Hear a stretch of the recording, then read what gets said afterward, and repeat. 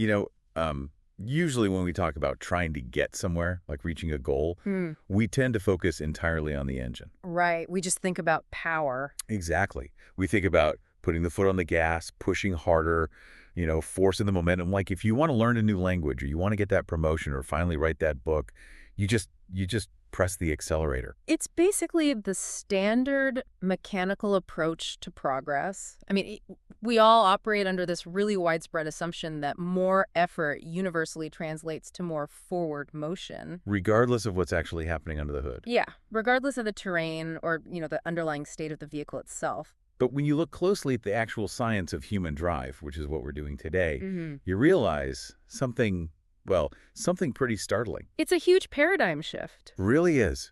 Most of us aren't struggling because our engines lack power. We are struggling because we are driving with the parking brakes securely pulled up. That's a great way to put it. Right. Like we are using tools and mental models that actively fight against our own psychological momentum. We're, grinding the gears, burning out the transmission, and then wondering why we're so exhausted after moving barely a few inches. Which is the absolute definition of a self-defeating system. You are simultaneously hitting the gas and the brake, creating this massive internal friction, and then this is the crazy part, treating the resulting smoke as a sign that you just need to try harder. Exactly. I'm burning out. I must not be pushing enough. And that is exactly what we are dismantling today in this deep dive. It's going to be a fun one. Oh, absolutely. Yeah. We have this incredible compilation of psychological research in front of us, and we are going to use it to completely tear down that outdated carrot and stick model of motivation that, you've been taught since you were in grade school. Since kindergarten, really. Yeah. We are going to deconstruct the parking brake, and then we are going to rebuild your understanding using the true pillars of human drive. Things like autonomy, flow, identity, and meaning. Because the stakes are actually really high here. They are. Because whether you are, trying to master a new skill or you lead a team at work or maybe you just want to stop procrastinating on your weekend chores, relying on the wrong motivational tools is a guaranteed path to exhaustion. 100%. Okay, let's unpack this. Where do we even start with the parking brake? Well, to really understand how to release that parking brake, we first have to look really closely at the brake itself. We have to examine what society assumes motivates you and why, according to decades of rigorous research, it is completely backfiring on a massive systemic level. The great motivation myth. Exactly. The idea that we are essentially just like sophisticated slot machines. You put a coin in and you get a specific behavior out. Right, and the formal term for that is behaviorism. Huh? For a very long time, it was the dominant paradigm in psychology. And honestly, it remains the dominant paradigm in how our society is structured today. It's everywhere. It is. It's the classic carrot and stick approach. And the underlying philosophy there is that human beings are fundamentally inert. Like, we only do things because of external rewards, or, on the flip side, to avoid external punishments. Which, the logic is beautifully simple. Very simple, which is probably why it's so persistent, right? The idea is just, if you offer a sufficient reward for a behavior, people will perform it. If you remove the reward, they will stop. If you introduce a punishment, the unwanted behavior will decrease. It sounds incredibly logical on paper. Like, it's literally how we train dogs. Exactly. And it's how the economy seems to operate on a macro level, right? Yeah. Like, if my company wants me to do something deeply unpleasant, they pay me for it. And we definitely should acknowledge that this model captures very real mechanisms. Yeah. If you tell someone you will give them $1 million to do 10 jumping jacks, they are absolutely going to do the jumping jacks. I would do a lot of jumping jacks for $1 million. Right. So the behaviorist model works, but mostly on a superficial mechanical level for rudimentary tasks. The danger arises because it is dramatically incomplete. And deploying it as like a universal management strategy or a parenting technique, it has consequences that are not just counterintuitive, but actively destructive to long-term engagement.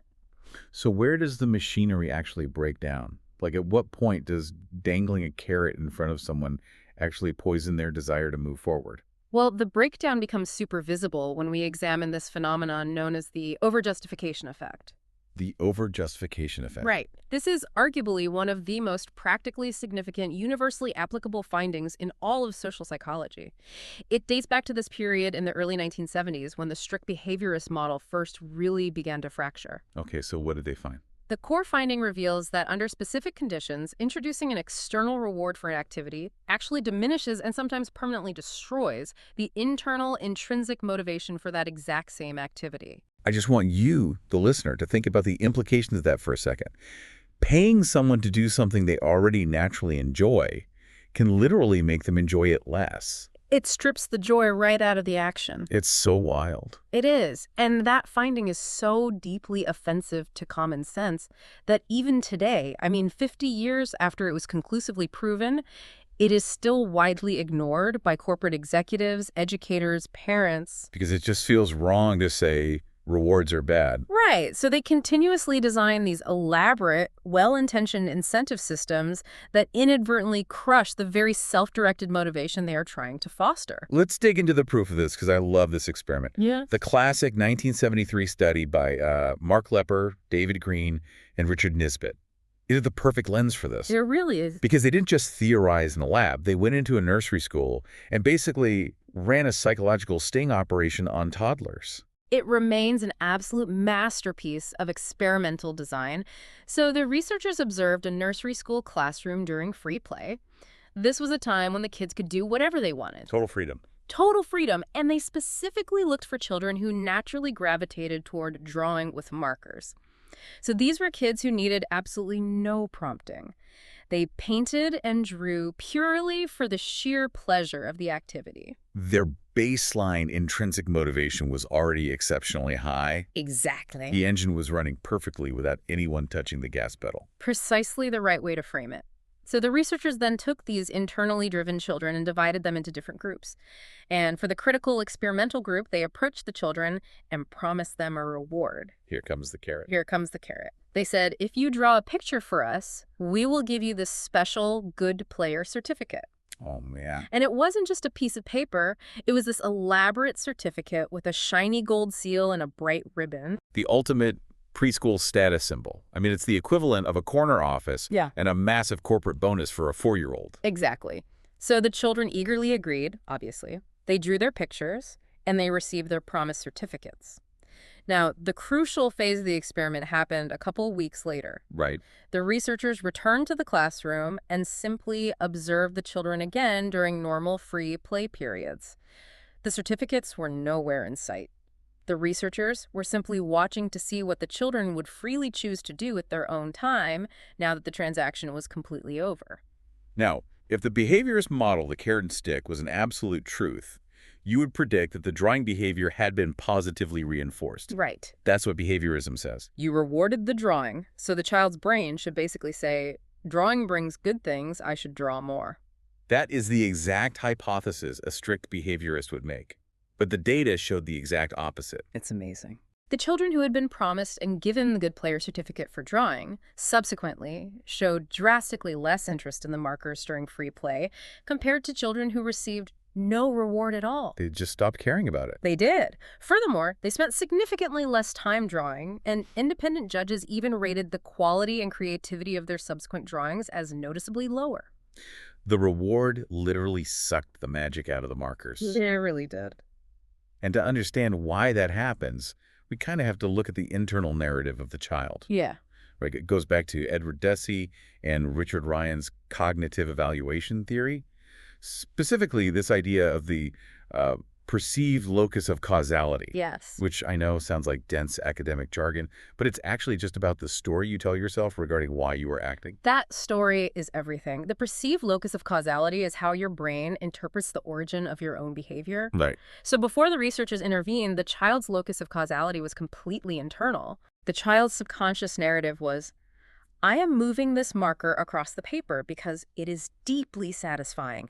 The colors are fascinating. I am the author of this action. The drive is coming from inside the house. Exactly. But the moment you introduce that contingent reward, the moment you establish an if-then contract, that locus of causality violently shifts to the external. It changes the whole vibe. It does. The narrative becomes, I am drawing this picture in order to get that certificate. And the brain, which is incredibly efficient, essentially calculates, well, if an adult has to bribe me to do this activity, it must be work. Right. It must be something I wouldn't naturally want to do. Exactly. The activity ceases to be an end in itself and is downgraded to a mere instrument. It becomes a toll booth you have to pass through to get a prize. It goes from being play to being a transaction. And that is staggering when you map it onto the world around us. Just think about how we structure schools. Read these 5 books and you get a pizza party. Oh, the pizza party. Classic. Right. Or think about how we manage employees. Hit this quarterly metric to get your bonus. We are deploying systems on a massive global scale that scientifically dismantle the exact type of internal drive we're trying to create. We are systematically turning play into work and deep, curious engagement into shallow, transactional compliance. And the real tragedy there is that we often view the resulting lack of engagement as a character flaw in the student or the employee. Wow, yeah. We blame them. We blame them rather than recognizing it as the direct intended outcome of the incentive system we ourselves designed. But wait, I have to throw a wrench in this, because I'm thinking about the reality of the adult world. Okay, let's hear it. What about getting paid? I mean, performance contingent pay is the bedrock of the entire professional world. If I hit my targets, I get my commission. If I do my job, I get my salary. Are you saying that paying me to do my job makes me fundamentally worse at it? Because I definitely am not going to call my boss and decline my paycheck just to preserve my locus of causality. No, please don't do that. The distinction here is incredibly important, and the researchers are very careful to outline the boundary conditions of this effect. First, humans have fundamental physical and security needs. Right. Rent is due. People need to eat, they need housing. Earning a baseline salary to secure those needs is not irrational, and receiving fair compensation doesn't inherently destroy motivation. Okay, good. The economy doesn't have to collapse today. That's a relief. Safe for another day. The acute danger lies in how the compensation is structured, framed, and wielded, particularly for intellectually interesting, complex, or creative work. Okay, unpack that. Well, if you design a work environment purely around micro-extrinsic incentive systems, where every single action, every email, every project is tied to a specific financial carrot, you rapidly degrade cognitive flexibility and creativity. Furthermore, we should note the 1973 nursery school study included another critical group. Oh, right, the unexpected reward group. Yes, children who received the certificate unexpectedly after they finished drawing. And their motivation didn't drop, did it? Because an unexpected reward doesn't rewrite your internal history. Yeah. Like if I'm drawing just because I love it and someone randomly hands me a certificate as a surprise, my brain doesn't retroactively say, oh, I was doing it for the certificate all along. Exactly. I was still doing it for fun. I just happened to get a lucky bonus. That retroactive framing is the key. The unexpected reward doesn't create an if-then contingency, so it doesn't shift the locus of causality. Additionally, we have to distinguish between different types of feedback. What do you mean? Rewards that primarily provide information about your growing competence, such as genuine specific praise for mastering a difficult task, or a promotion that reflects your increasing skill level, those actually enhance intrinsic motivation. The toxic element is what psychologists call a controlling reward. A controlling reward. So this is less about the money or the prize itself and more about the psychological leverage being applied. Precise. It's the difference between here's a bonus because your work on that project was brilliantly executed versus if you want your bonus, you better do this project exactly how I tell you. That framing completely alters the psychological impact. When a reward is delivered with controlling language or controlling intent, when the dominant message received by the individual is, I am giving you this to ensure you do exactly what I want, the undermining effect is massive. It just feels gross. Because it strips the individual of their sense of autonomy. And autonomy, as it turns out, is the non-negotiable bedrock of deep human motivation. Which bridges us perfectly to the next huge piece of this puzzle. Since we've established that dangling external carrots can actually poison our internal drives, we have to ask what a psychologically healthy motivational diet actually looks like. Like, how do we build an environment that doesn't trigger the over-justification effect? To construct that environment, we really have to rely on the foundational framework of modern motivation research, and that is self-determination theory. Right. Developed by Edward Deci and Richard Ryan at the University of Rochester. It is widely considered the most comprehensive, rigorously tested, and empirically grounded theory of motivation in all of contemporary psychology. Self-determination theory. I mean, the name itself pushes back against behaviorism. It implies that we actually have a say in the matter. It radically redefines human nature. Instead of viewing people as passive mechanisms waiting to be prodded by sticks, SDT posits that human beings have an inherent natural tendency toward growth, integration, and learning. We want to learn. We do. However, just as a plant has a natural tendency to grow but will absolutely wither if denied sunlight, soil, and water, human beings require specific psychological nutrients to maintain that natural drive. And SDT identifies three of them, right? Yes. 3 universal basic psychological needs: autonomy, competence, and relatedness. Let's break these down deeply, because this is the absolute core of understanding ourselves and the people around us. So, pillar number 1 is autonomy. We touched on it with the locus of causality, but it goes much deeper than just not being bribed. It does. Autonomy is the fundamental experience of volition. It is the deep-seated feeling of acting in harmony with your own integrated values and interests, rather than feeling pressured or coerced by forces outside your control. Now, a very common misconception is that autonomy means total independence or like a complete lack of rules. Right. Doesn't mean you can just do whatever you want without consequences. Exactly. It doesn't mean you can just... Like, I can't just decide not to pay my taxes because I want to be autonomous. I mean, I could, but it wouldn't end well. You would lose a lot of autonomy very quickly in prison. The brilliance of the theory is how it handles obligations like taxes. You can perform an externally mandated task and still maintain your autonomy, provided you endorse the action at the highest level of yourself. Endorse the action. Yes. So if you frame paying taxes as, I am choosing to pay my taxes because I deeply value living in a functioning society with paved roads, public schools, and a fire department, you are acting autonomously. You have integrated the external rule into your internal value system. That is such a subtle but massive shift, because the physical action of writing the check to the government is exactly the same, but the internal phenomenological experience is totally different. Completely different. Contrast that with someone who frames it as, the government is extorting me under threat of prison. I have absolutely no choice but to write this check. They have lost their autonomy, and as a result, the action causes stress, resentment, and this deep feeling of alienation. That cognitive framing is everything. And environments that support autonomy, whether it's a classroom, a workplace, or a family, they actively help people find that internal endorsement. They provide meaningful rationales for rules rather than just saying, because I said so. Which is the worst phrase ever. It is. Autonomous environments offer choices whenever possible, even small ones. And crucially, they minimize controlling language. They don't bombard people with words like must, should, or have to. Because those words immediately trigger a feeling of external pressure. Yeah. Okay, so that brings us to the second psychological need, which is really necessary, because having the freedom to choose your actions isn't very fulfilling if you feel utterly incapable of executing them. And this is competence. Competence is the experience of effectiveness. It is the deeply satisfying feeling of being able to produce desired outcomes, to master complex challenges, and to actively grow your skills over time.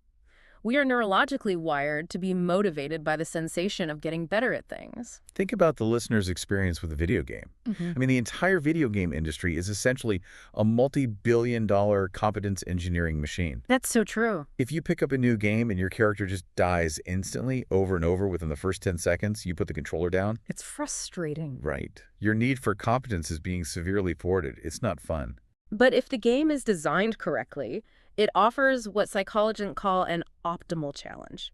It throws an obstacle at you that is genuinely difficult. It requires you to focus, to learn a new mechanic, to really stretch your current abilities, but it provides immediate, clear feedback. You can see yourself getting slightly closer to the solution with each attempt. Exactly. And when you finally beat that boss level, the surge of satisfaction is immense.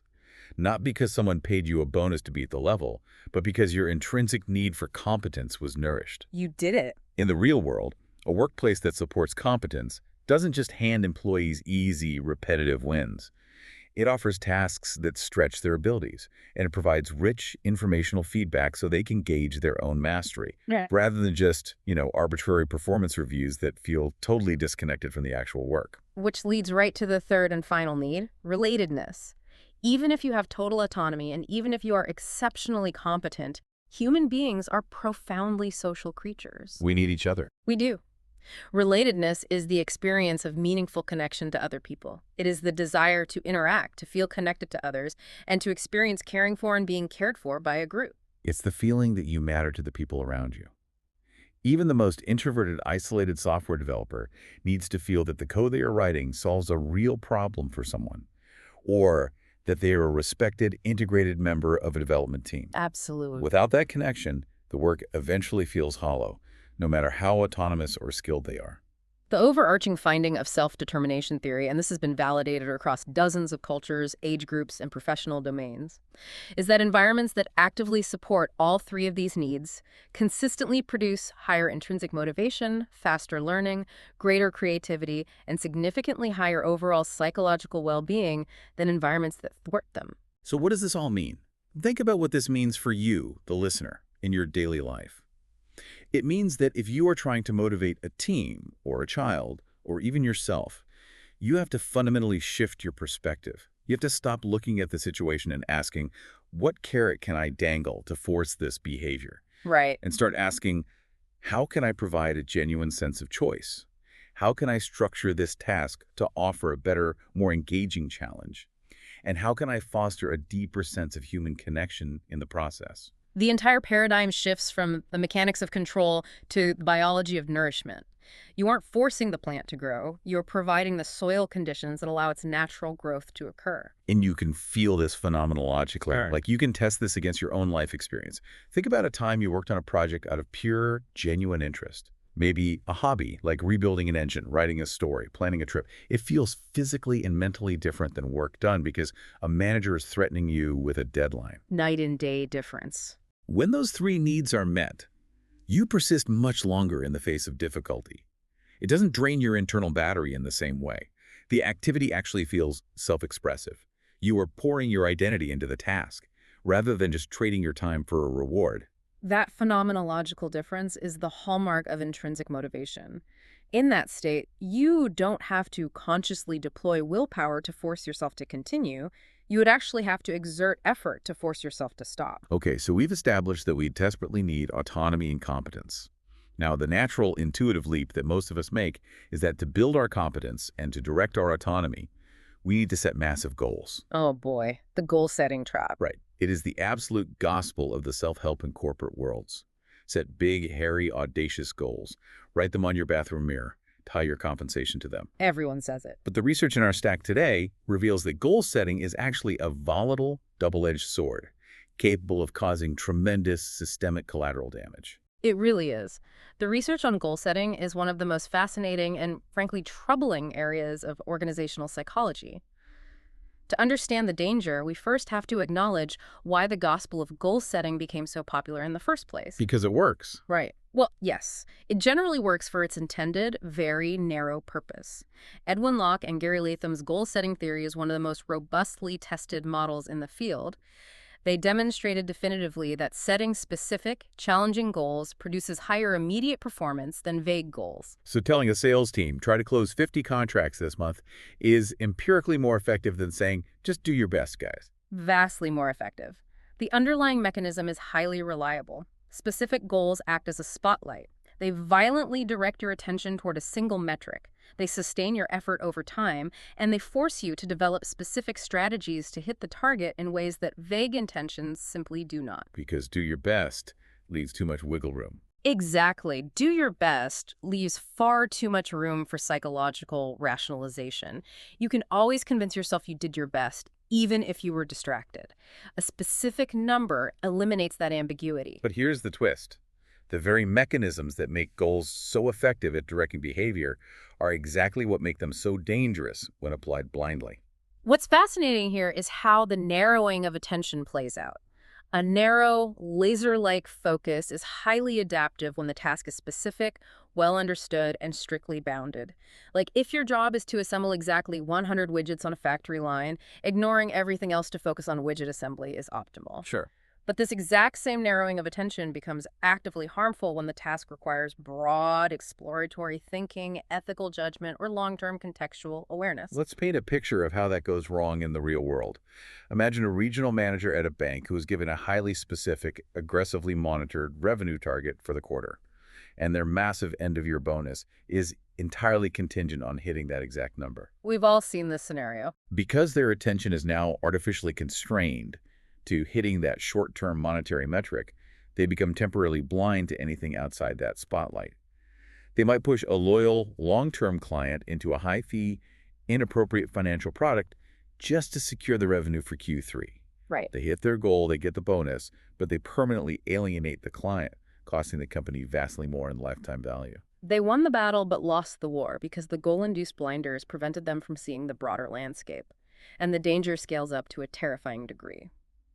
When you combine highly motivating goals, usually tied to existential financial rewards or punishments, with a lack of strict constraints on the means of achieving those goals, you don't just get poor strategy, you engineer systemic, unethical behavior. The dark side of goal setting. The research points to some of the most catastrophic corporate scandals in modern history as direct products of this phenomenon.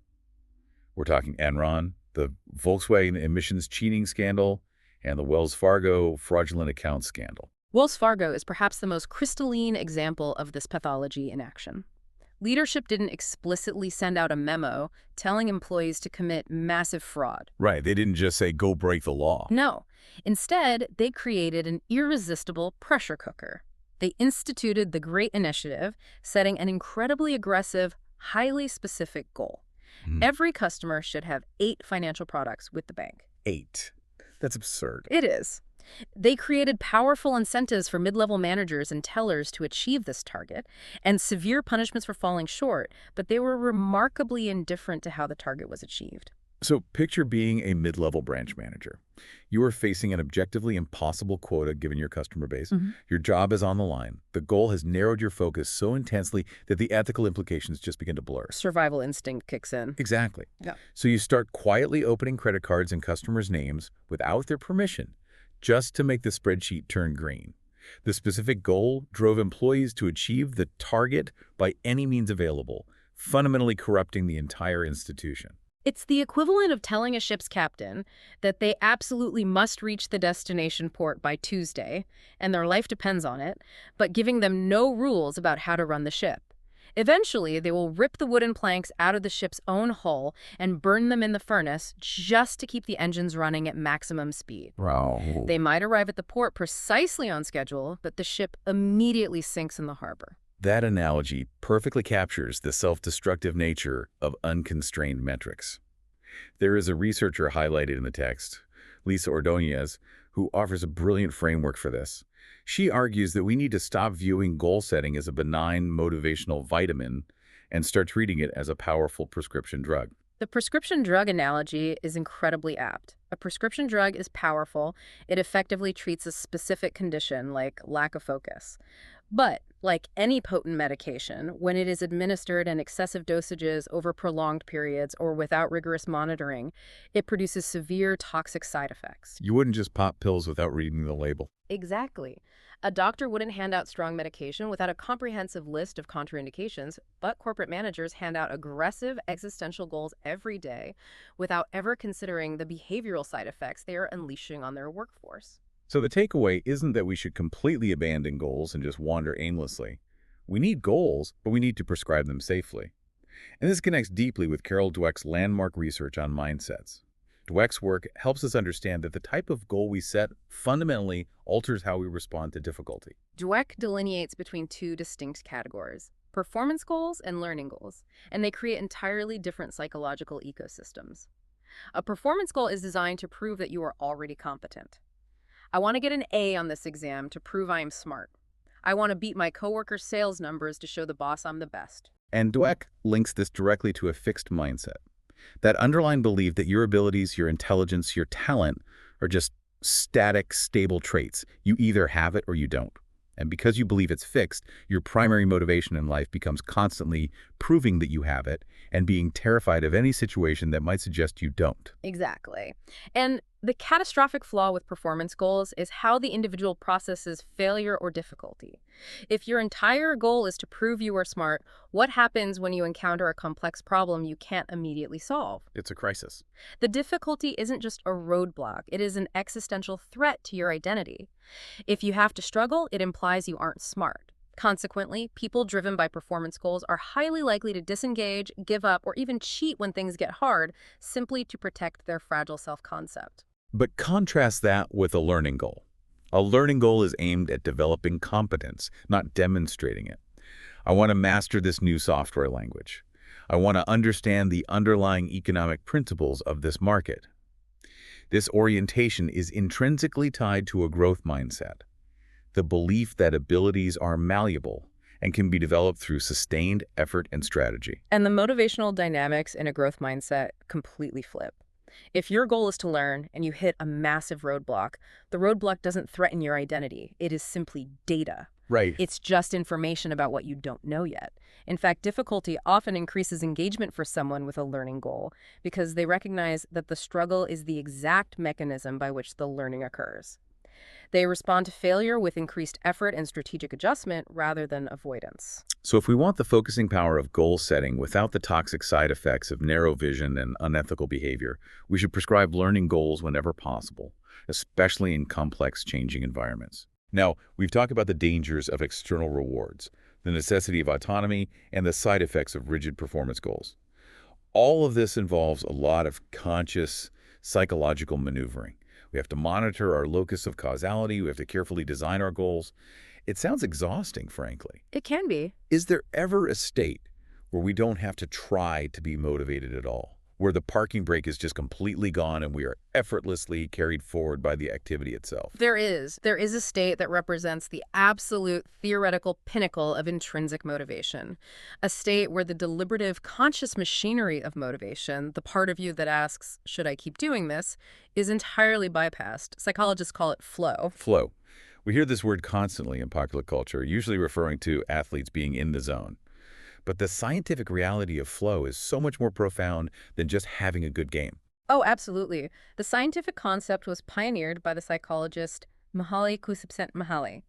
He published groundbreaking research starting in the 1970s, culminating in his famous 1990 book, Flow, The Psychology of Optimal Experience. Which is a classic. It really is. He spent years studying a wide array of people who engaged in incredibly demanding, grueling activities without any obvious external rewards. Rock climbers, chess grandmasters, painters, musicians. People who will spend 12 hours straight focused on a single task. Yeah. Completely losing track of time, forgetting to eat, and not getting paid a single cent for their effort. He wanted to figure out what was happening inside their minds that made the activity so magnetic. He defined flow as a distinct state of consciousness characterized by complete frictionless absorption in a challenging activity. When you enter flow, several things happen simultaneously. Your self-consciousness disappears. Your perception of time warps. Hours can pass in what feels like minutes, or a split-second decision can feel like it takes an eternity to unfold. It's like a time machine. Ugh. Yes. And crucially, the experience itself becomes so intensely, intrinsically rewarding that it requires absolutely no external justification to continue. The activity becomes its own reason for being. It's the ultimate intrinsically motivated state. But it isn't random. You don't just hope flow strikes you like lightning. Csikszentmihalyi mapped out very specific, almost mathematical mechanics for how it occurs. He did. The primary mechanism is the delicate intersection of high challenge and high skill. Flow happens when the demands of an activity precisely, perfectly match the capacity of the person performing it. The listener can visualize this as a simple graph. On the vertical y-axis, you have the challenge level of the task, ranging from very low to very high. On the horizontal x-axis, you have your personal skill level in that task, also from low to high. So if the challenge is incredibly low, but your skill is very high, imagine an expert mathematician being forced to do basic addition worksheets for an hour. What is the emotional experience? Apathy. Mind-numbing boredom. And if the scenario is reversed, if the challenge is incredibly high, but your skill is non-existent, like asking me to perform open heart surgery right now, what is the experience? Blind panic. Yeah. Severe anxiety. But if you draw a diagonal line right up the middle of that graph where the challenge scales perfectly in tandem with your growing skill, that sweet spot is what Csikszentmihalyi calls the flow channel. As you get better, the task must become proportionally harder to keep you inside that channel. And when you are in that channel, the activity becomes self-sustaining. This is the holy grail for motivation. In flow, you are no longer relying on your willpower battery. The internal friction is zero. It just flows. Right. In fact, disengaging from the activity would require significantly more mental effort than continuing. The chess player staring at the board isn't fighting a battle against procrastination. The deliberative question of, am I motivated to do this, dissolves entirely. And what makes this research so broadly applicable is that flow is not an elitist concept. It is not restricted to concert pianists or extreme athletes. The phenomenological characteristics of flow have been documented across an enormous range of human activities and cultures. It's not about the societal prestige of the task. It is entirely about the geometry of the challenge skill match. The text notes that people experience flow while gardening, while playing video games, while writing software. Even highly repetitive jobs can induce flow if the individual structures them correctly. The research includes examples of individuals doing mundane data entry who experience deep flow. Data entry. Yes.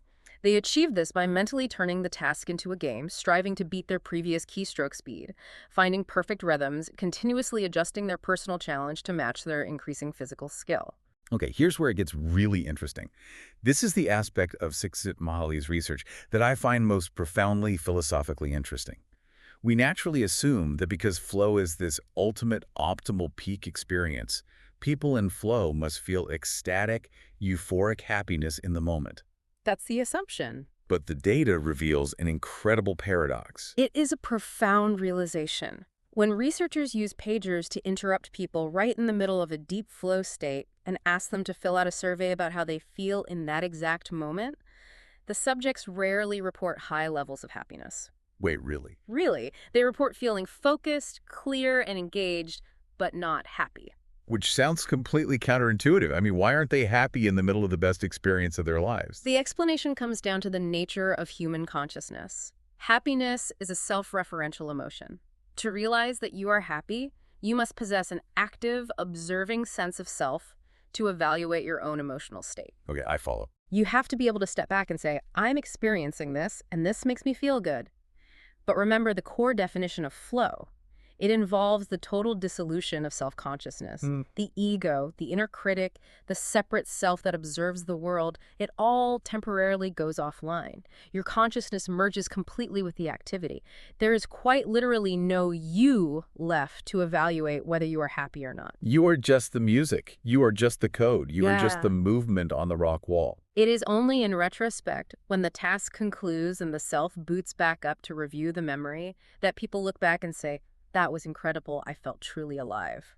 The psychological state that human beings value the most highly is the one where the self that does the valuing temporarily ceases to exist. That is just. It borders on the meditative or the spiritual. But as magical as the flow state is, we have to acknowledge practical reality. Right, we can't live there. Exactly. It is temporary. You cannot live in the flow channel 24/7. Eventually, the music stops, the code compiles, the work shift ends. You have to step out of the flow channel and back into normal consciousness. And when you do, what keeps you moving forward? What gets you out of bed on a cold, rainy Tuesday morning when you're tired and the day's tasks are decidedly not perfectly matched to your skills? This is where we descend to the absolute bedrock of human drive. When external rewards trigger the over-justification effect, when goals cause narrow-minded anxiety, and when flow is structurally inaccessible, we are left with the deepest, most enduring drivers of human behavior: identity and meaning. Who you believe you are and why you believe you matter. Let's explore identity first, because a massive development in recent motivational psychology is the realization that identity operates entirely independently of incentives or conscious deliberative intentions. The mechanism of identity-based motivation is elegantly simple, yet incredibly powerful in its application. Human beings are fundamentally powerfully driven to behave in ways that are consistent with their own self-concept. We possess a deep psychological need for internal consistency. We want our actions in the real world to match the story we tell ourselves about who we are. Precisely. And when an action is identity congruent, meaning it expresses and confirms the kind of person you believe you are, it requires vastly less motivational effort, vastly less willpower than an action that contradicts your identity. Think about this practically. If you, listening to this, see yourself fundamentally as a healthy, active person, choosing a salad over a burger at lunch doesn't require a massive, agonizing expenditure of willpower. Yeah. It is simply an expression of your identity. This is just what a person like me does. Right. But if someone sees themselves as a lazy couch potato, Forcing themselves to go for a run feels like an unnatural, agonizing internal battle, because every step is fighting against their own deeply held self-concept. The person who has truly internalized the identity of a runner goes for a run even on the days when it's raining, they are tired, and they have absolutely no conscious desire to run. The identity itself pulls them out the door. The person who identifies as a consummate professional double checks their work and does the tedious, unglamorous parts of their job perfectly, even when they know the boss isn't checking, because doing a sloppy job would violate their own sense of self. This maps perfectly onto James Clear's argument in his wildly popular book, Atomic Habits. The text draws a direct line to his framework, where he argues that the most durable, long-lasting behavior change only occurs when you shift your focus from outcome-level goals to identity-level goals. It's a profound shift in orientation. Instead of obsessing over the outcome goal, I want to run a marathon, which is a finite external event that can easily be derailed by injury or weather, you adopt the identity goal. I am a runner. The outcome might be delayed, but the identity is accessible and actionable in every single micro-choice you make throughout your day. And if we tie this back to the broader picture of self-determination theory we discussed earlier, identity-based motivation is actually the deepest, purest form of autonomy. Absolutely. When you act out of a deeply held identity, you are acting from the absolute core of your volition. You aren't acting because of a carrot. You aren't acting to avoid a stick. You are acting because the behavior is an authentic expression of you. The research provides a phenomenal, specific example of this regarding language learning, which I know is a common goal for many listeners. The text cites groundbreaking research by linguists Bonnie Norton and Ron Darvin on the concept of investment in second language acquisition. This research completely changes how we view studying. It does. They found that a learner's socially constructed identity fundamentally shapes their engagement with a new language in ways that standard vocabulary tests or motivation surveys completely fail to capture. So what do they actually observe? They observed that a learner who actively claims, for example, an English-speaking identity, someone who internalizes the view, I am a person who communicates in English, this language is now a part of my global identity, engages with learning opportunities completely differently than a learner who views English purely as a foreign external code that they are being forced to decipher to pass an exam. The person who claims the identity isn't just memorizing grammar rules. They are finding a new voice for their true self. The language becomes a tool for their identity, not a barrier to a grade. That represents a massive shift in the perceived locus of causality we talked about. The motivation moves from external compliance to internal expression. And it dictates their entire behavioral approach. It changes how intensely they listen, how much social risk they are willing to take when speaking, and crucially, how they process mistakes. That's a big one. For the person claiming the identity, a mispronounced word is just a temporary glitch in expressing themselves. They brush it off.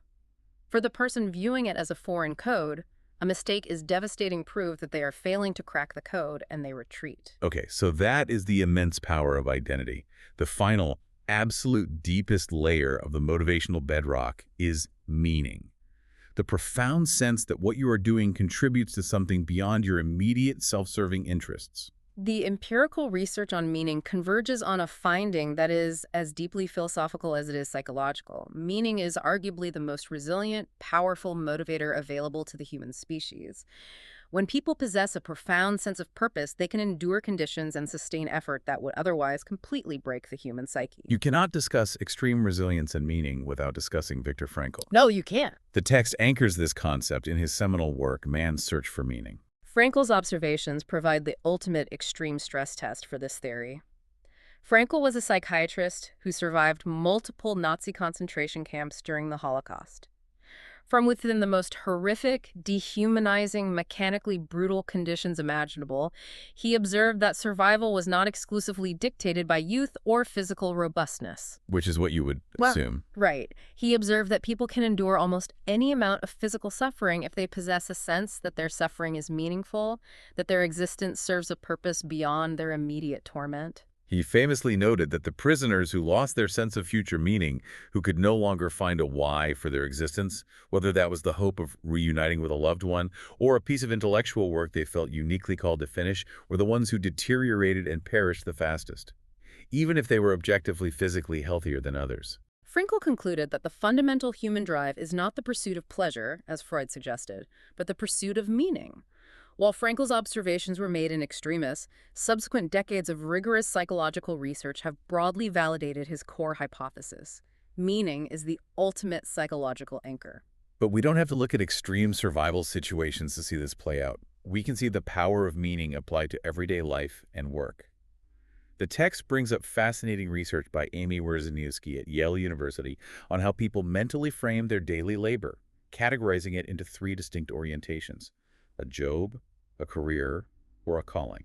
Wisniewski's research is incredibly clarifying because it demonstrates that the objective reality of the work matters less than the subjective framing of the worker. Let's look at the three orientations. The first is a job orientation. People with this mindset view their work primarily as a transactional means to a financial end. They're motivated almost entirely by the paycheck. When the shift ends, their engagement ends completely. That is the pure behaviorist model in action, trading hours for dollars. Right. Then you have the career orientation. Right. People with a career orientation view their work primarily as a vehicle for advancement, prestige, and social status. They are motivated by progress up the corporate ladder. Their engagement is tied directly to the trajectory of their promotion schedule and their relative standing among peers. That aligns with the goal-setting, performance-oriented mindset.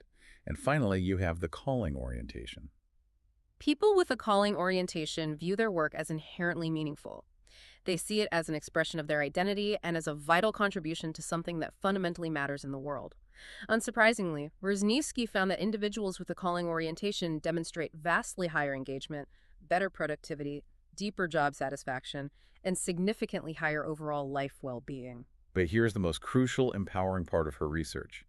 A calling is not dictated by the objective prestige or societal status of the job title. You don't automatically get a calling just because you graduate from medical school or become a CEO. That is the pivotal finding. Rzezniewski famously studied hospital cleaners' janitorial staff whose objective daily tasks involve mopping floors, taking out trash, and emptying bedpans. She found that a significant portion of these cleaners possessed a profound calling orientation. Doing that kind of work. Yes. They did not mentally frame their work as cleaning up messes. They actively reframed their labor as a critical contribution to patient healing. They saw themselves as creating a sterile, safe environment that literally allowed the doctors to save lives. They took the time to interact with patients, to cheer them up, to make their rooms more comfortable. They actively constructed deep meaning out of mundane tasks. While at the exact same time, walking the exact same halls of that hospital, you could find a highly paid, specialized surgeon who possesses a mere job orientation. A surgeon who frames their highly skilled work simply as a technical service performed in exchange for a massive paycheck, feeling entirely disconnected from the human element. The cleaner has a calling. The surgeon just has a job.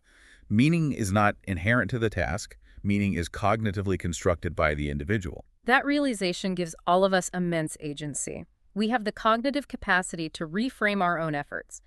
We can draw the invisible lines connecting our daily, seemingly mundane tasks to the larger values and purposes we hold dear. Okay, we have covered an incredible expanse of psychological territory today. We started by dismantling the behaviorist trap of carrots and sticks. We discovered the three essential nutrients of self-determination theory. We navigated the treacherous waters of rigid goal setting. We explored the frictionless magic of the flow channel, and we anchored ourselves in the bedrock of identity and meaning. Now, we need to synthesize this. Bring it all together. Right. How do you, listening to this, take all this profound science and actually apply it to your life today? How do we actively design our motivation? By synthesizing this vast body of research, we arrive at three major, highly practical, structural takeaways for anyone engaged in sustained effort toward difficult long-term goals. Practical takeaway number 1. Environment is vastly greater than willpower. This is perhaps the most immediate, actionable insight. We need to stop relying on our internal willpower battery to push us through resistance. Willpower is a limited, rapidly depleting cognitive resource. The more you use it to resist temptation, the less you have available for the next decision. Environments, on the other hand, shape our behavior passively without depleting our cognitive resources. So if you want to succeed, you don't stare in the mirror and tell yourself to try harder. You act as an architect of your surroundings. You meticulously remove friction from the behaviors you want to encourage, and you add immense friction to the behaviors you want to extinguish. The classic example is the smartphone. A person who physically removes their smartphone from their study environment, puts it in another room, turns it off, puts it in a drawer, is vastly more likely to study effectively than a person who leaves the phone face up on their desk and relies on sheer willpower to resist the urge to check every notification. I'm definitely guilty of that. We all are. The first person altered their environment. The second person is rapidly draining their willpower battery every time the screen illuminates. Stop fighting the current. Just dig a new trench and move the river.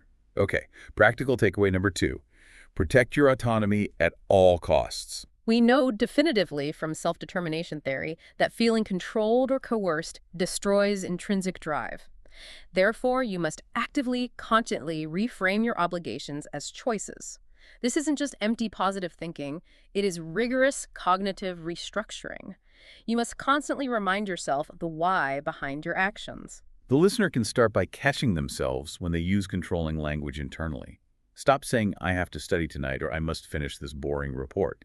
Consciously change the internal dialogue to, I'm choosing to study tonight because I deeply want to master this skill, or I'm choosing to finish this report right now so I can enjoy my weekend completely stress-free. Connect the immediate task back to your ultimate volition. Experiencing a task as self-endorsed, even if it's difficult, sustains your motivation infinitely better than experiencing it as an external compulsion. And practical takeaway number 3, deliberately seek the edge of competence. This beautifully merges the research on flow and Carol Dweck's growth mindset. We know that optimal motivation and deep absorbing engagement do not happen when things are easy, and they certainly don't happen when things are impossibly hard. They happen precisely at the upper, stretching edge of your current competence. The sweet spot. You must deliberately seek out activities and creatively design your tasks so that they sit perfectly at that difficulty level. Hard enough to demand your full, absolute cognitive focus, but not so hard that they produce helplessness or anxiety. Which takes discipline. It does. Human nature tempts us to retreat to the comfort of easy, established competence, or conversely, to swing too far and tackle impossible challenges that crush our morale. We have to discipline ourselves to stay on the edge. That is the required condition for flow, and it is the necessary biological condition for growth. Let's ground this explicitly for the language learners in our audience, because the text synthesizes all of these massive concepts into a specific, actionable roadmap.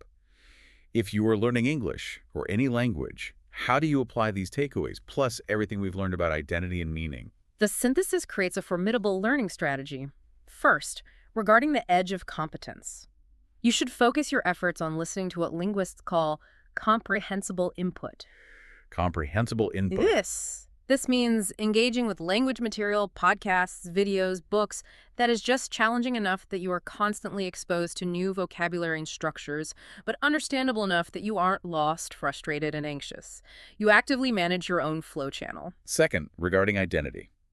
You don't just study English for an hour a day. You actively claim the identity of an English speaker. Yeah. You internalize the belief that this language belongs to you now, that it is a valid tool for your authentic self-expression, regardless of your current fluency level. Third, regarding meaning. You must explicitly construct deeply personal, resonant reasons for your engagement with the language.